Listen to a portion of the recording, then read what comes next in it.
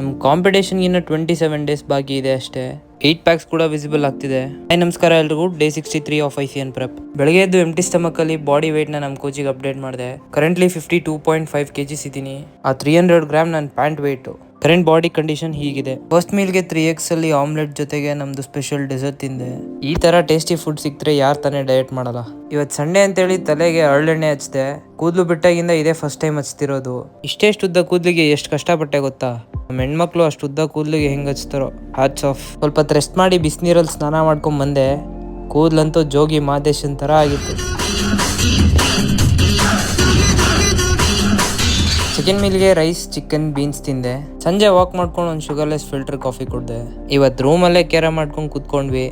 ದಿನ ಏನಾದರೂ ಒಂದು ಗೇಮ್ ಇದ್ದೇ ಇರುತ್ತೆ. ರಜಾ ಮಾತ್ರ ವೇಸ್ಟ್ ಆಗಬಾರ್ದು ಅಷ್ಟೇ. ಲಾಸ್ಟ್ ಮೀಲ್ಗೆ ಮತ್ತೆ ಚಿಕನ್, ರೈಸ್, ಬೀನ್ಸ್ ತಿಂದೆ. ಊಟ ಮುಗಿಸಿ ಡೈಲಿ ಸ್ಟೆಪ್ ಕೌಂಟ್ ಕಂಪ್ಲೀಟ್ ಆಗಿರಲಿಲ್ಲ ಅಂತ ಮತ್ತೆ ವಾಕ್ ಹೊರಟೆ. ವಾಕ್ ಮುಗಿಸಿ ಇವತ್ತಿನ ಡೇ ಕಂಪ್ಲೀಟ್ ಮಾಡಿದೆ. ಇವತ್ತಿಗಿಷ್ಟೇ. ಮತ್ತೆ ನಾಳೆ ಸಿಗುವ. ಬಾಯ್ ಬಾಯ್.